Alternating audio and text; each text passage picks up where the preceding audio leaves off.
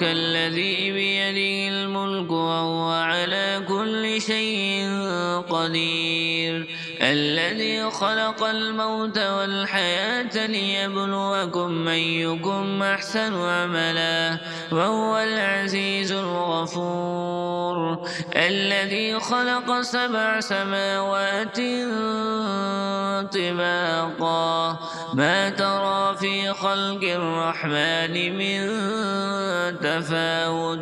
فارجع البصر هل ترى من فطور ثم ارجع البصر كرتين ينقلب إليك البصر خاسئا وهو حسير ولقد زينا السماء الدنيا بمصابيح وجعلناها رجوما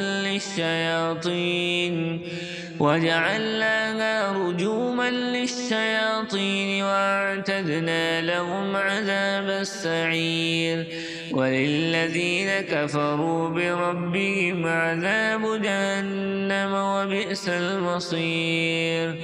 إذا ألقوا فيها سمعوا لها شهيقا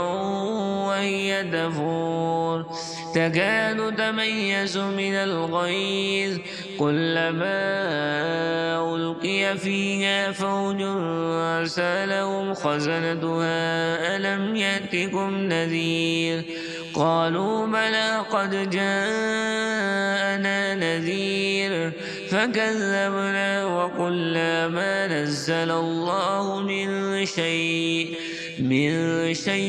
إن أنتم إلا في ضلال كبير وقالوا لو كنا نسمع أو نعقل ما كنا في أصحاب السعير فاعترفوا بذنبهم فسحقا لأصحاب السعير إن الذين يخشون ربهم بالغيب لهم مغفرة وأجر كبير وأسروا قولكم أو اجهروا به إنه عليم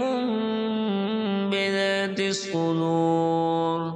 ألا يعلم من خلق وهو اللطيف الخبير هو الذي جعل لكم الأرض ذلولا فامشوا في مناكبها وكلوا من رزقه وإليه النشور أأمنتم من في السماء أن يخسف بكم الأرض فإذا هي تمور أم أمنتم من في السماء أن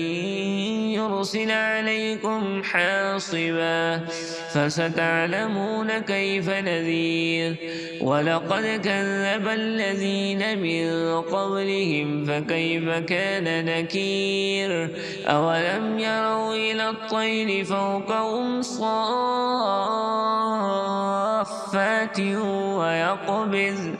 ما يمسكهن إلا الرحمن إنه بكل شيء بصير أمن هذا الذي هو جند لكم ينصركم من دون الرحمن إن الكافرون إلا في غرور أمن هذا الذي يرزقكم إن أمسك رزقه بل لجوا في عتو ونفور أفمن يمشي مكبا على وجهه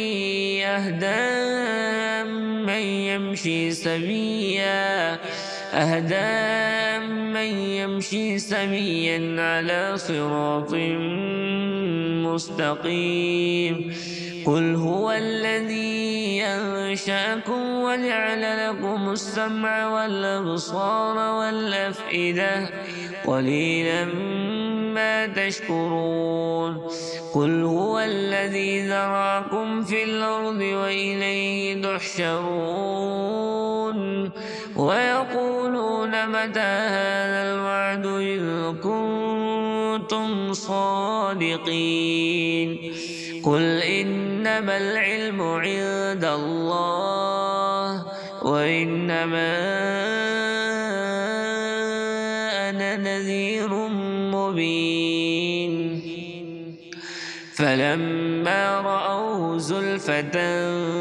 سيئت وجوه الذين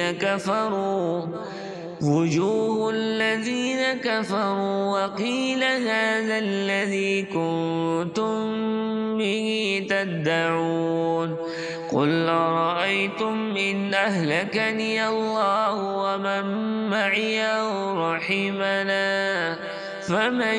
يجير الكافرين من عذاب أليم